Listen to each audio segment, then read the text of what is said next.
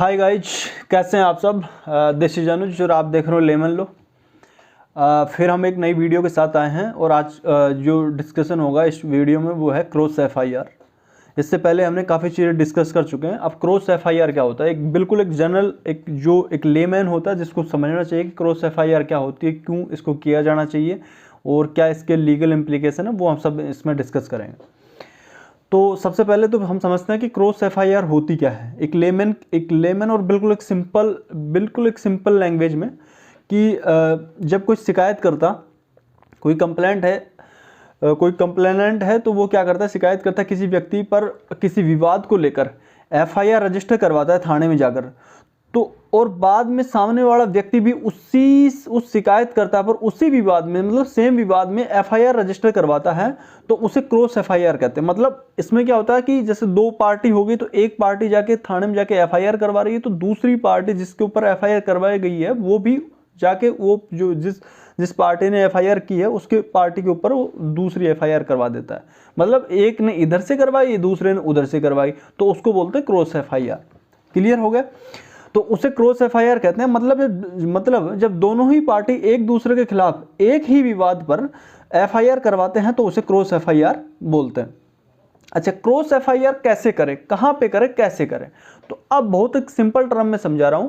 Cross FIR कैसे करें, तो सबसे पहले आप ये समझो कि सबसे पहले पुलिस में लिखित शिकायत दें। एक रिटर्न आप शिकायत कंप्लेंट पुलिस में करें। अगर पुलिस है उस लिखित शिकायत पर एफआईआर रजिस्टर कर देती है तो ठीक है, वरना आप डीएसपी और एसपी स्तर पर लिखित शिकायत दें और एफआईआर दर्ज करवाने का अनुरोध करें। अगर फिर भी एफआईआर नहीं होती है तो आप संबंधित कोर्ट में सीआरपीसी के सेक्शन 156(3) की याचिका अपने वकील के माध्यम से कोर्ट में दायर करें। तो आप कोर्ट में 156 सेक्शन 156(3) के तहत कोर्ट में याचिका लगा सकते हैं अपने वकील के माध्यम से और कोर्ट के द्वारा एफआईआर दर्ज करवा सकते हैं। जनरली आप क्या होता है कि अगर जैसे आप थाने में जाओगे तो एक पार्टी ने जाके वहाँ पे एफआईआर दर्ज की, तो पुलिस वाला क्या करता है कि वो एफआईआर दर्ज करता नहीं है, क्योंकि दूसरी पार्टी का उस पर प्रेशर होता है, या वो पैसे वैसे पुलिस वाले को दे देता है, खिला देता है, तो वो एफआईआर दूसरी पार्टी की लेता नहीं है।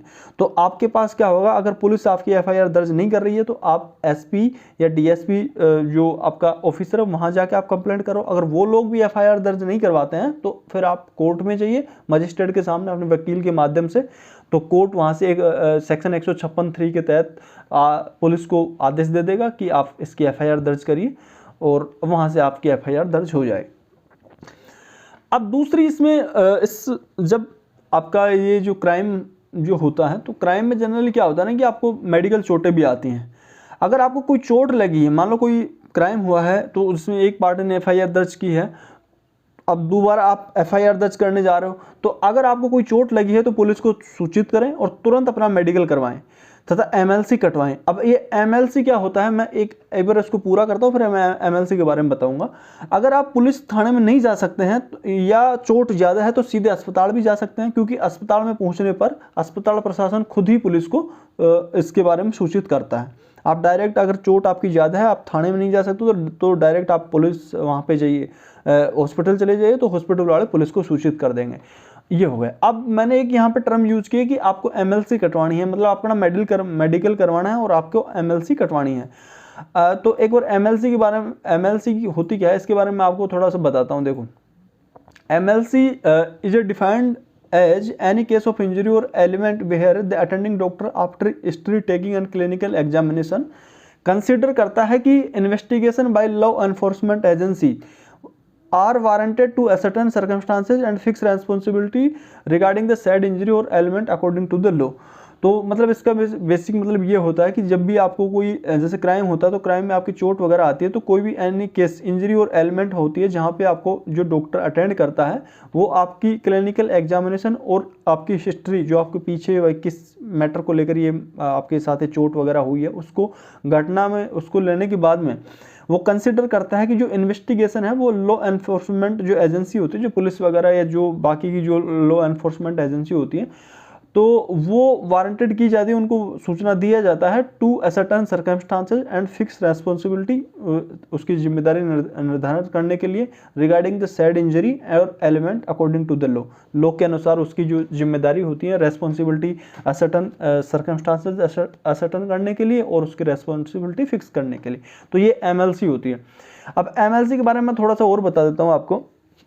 एमएलसी में जनरली होता क्या है, एमएलसी में ये होता है कि जो आपकी जो जांच वगैरह की जाती है, समझ रहे हो, एमएलसी में आपकी जांच वगैरह की जाती है जिसमें आपके टेस्ट वगैरह किए जाते हैं, डिफरेंट टेस्ट होते हैं, जैसे आपके मेडिकल जो भी टेस्ट होते हैं, जैसे आपकी असोल्ट और बैटरी हुई है, domestic violence, child abuse, electric injury हुई है तो उसके टेस्ट की जाती है, poisoning, alcohol intoxication, chemical injury, Burns and scandals, sexual offences, criminal abortion, attempted suicide, custodial death, तो डिफरेंट जो क्राइम होते हैं उससे रिलेटेड वो उसकी जांचें करते हैं वो लोग वहाँ पे, कि जैसे रेप का अगर कोई विक्टिम जा रहा है तो वो वहाँ पे जाके उसकी चेक करते हैं कि रेप वगैरह हुआ है कि नहीं हुआ। अगर मान ली जिन केसों में अगर ये जांच वगैरह नहीं की जा सकती तो मेडिकल जो ऑफिसर्स होते हैं तो वो should use their professional judgement to decide any other cases not enumerated in the list. जो ये मैंने अभी आपको लिस्ट बताई, अगर वो इनमें नहीं है तो मेडिकल प्रोफेसर अपनी प्रोफेशनल जजमेंट की ओपिनियन लॉ एनफोर्समेंट जो एजेंसी होती है उनको प्रदान करते हैं कि इनके साथ प्राइमा फेसी केस हुआ है वो ये हुआ है। तो ये आपकी एमएलसी होती है, जो एमएलसी आपको इस केस में कटवानी होती है। तो जब भी अगर आपके साथ कोई भी क्राइम होता है सबसे पहले आप जाइए पुलिस को सूचना दीजिए और आप अपनी एमएलसी मेडिकल करवाइए। तो मेडिकल करवाने से आपके पास वो प्रूफ हो जाता है उस चीज़ का।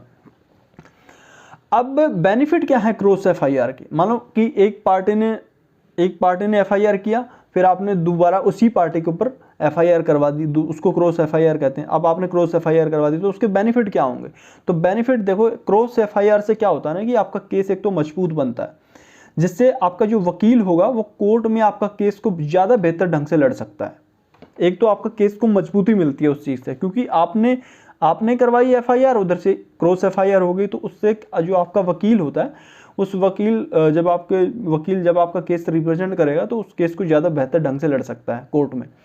दूसरा क्या होता है ना कि क्रॉस एफआईआर से आप सामने वाली पार्टी पर दबाव बना सकते हैं कि वह अपना केस वापस ले या समझौता करे, या तो अपना केस को वापस ले वो सामने वाली पार्टी, या फिर उस मामले में समझौता कर ले।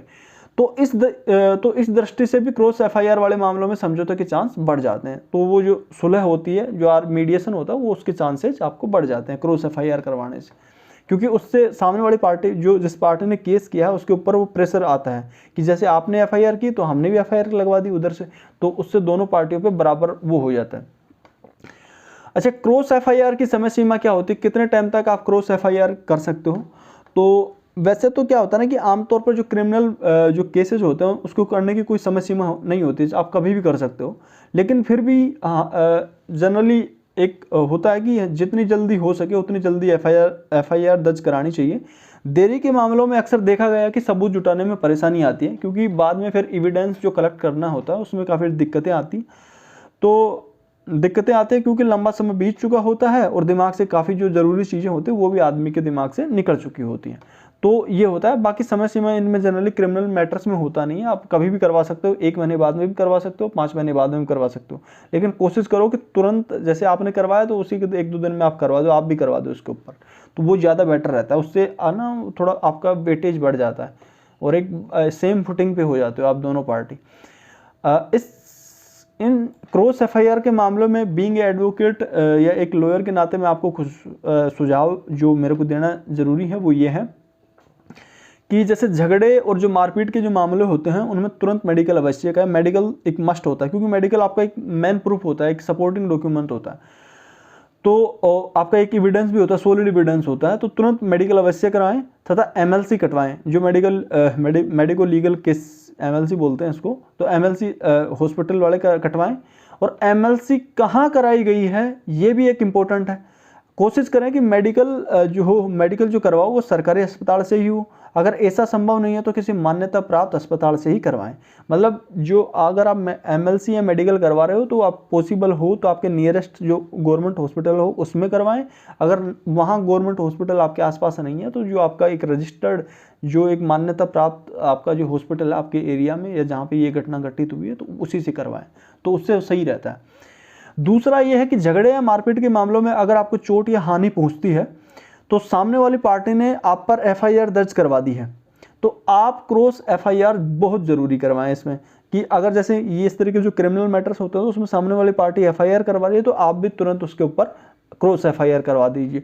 तो वो आपके जो वेटेज होता है आपके केस का, है ना, तो वो बढ़ा देता है। या सेम फुटिंग पे दोनों पार्टी आ जाती हैं तो या फिर समझौता हो जाता है, समझौता कर लेते हैं, या समझौता नहीं करते हैं तो दोनों के जो वकील होते हैं उनको लड़ने के लिए काफ़ी वो मिल जाता है ना।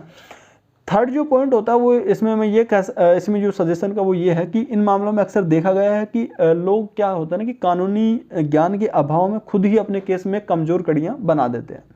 जो कमज़ोर कड़ियाँ बना देते हैं क्योंकि वो क्रॉस एफआईआर करते नहीं है, तो वो एक जब क्रॉस एफआईआर नहीं करते हैं तो फिर जो एक पार्टी जो केस कर रही है उसका वेटेज ज़्यादा होता है, फिर उसी की बात मान ली जाती है, दूसरे पार्टी को एक विक्टिम के तौर पे दिखा दिया जाता है। तो इससे खुद ही अपने केस में कमज़ोर कड़ियाँ बना लेते हैं जिससे उन्हें केस के दौरान भारी नुकसान उठाना पड़ता है। इसलिए हर कदम शुरू से ही उचित कानूनी परामर्श के साथ उठाएं, और अगर जब भी कोई ऐसा कोई क्रिमिनल मैटर्स होता है तो आप एक बार लीगल कंसल्टेंट ज़रूर लें इन मामलों में, क्योंकि ये थोड़ा ना सीरियस टाइप के मैटर्स होते हैं। क्रिमिनल मैटर्स सिविल में तो फिर भी थोड़ा हो जाता है, लेकिन इन मामलों में ये पूरा मतलब थोड़ा हाई पर चला जाता है। और यही है, इससे पूरा कैरियर वैरियर भी, आप अगर स्टूडेंट हो या कोई पढ़ने वाला होता है तो वो कैरियर के भी ऊपर भी काफ़ी दिक्कतें आ जाती है जब क्रिमिनल आपके ऊपर एफआईआर हो जाती है तब।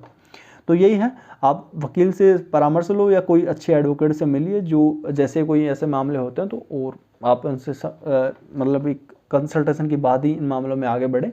लेकिन यह है कि आप जैसे ही अगर सामने वाली पार्टी करवाती है तो आप क्रॉस एफआईआर ज़रूर करवाएं। तो इसी के साथ देखते रहिए लेमन लो और जुड़े रहिए हमारे साथ। मैं अनुज, आपका मतलब मेंटर और आपका टीचर।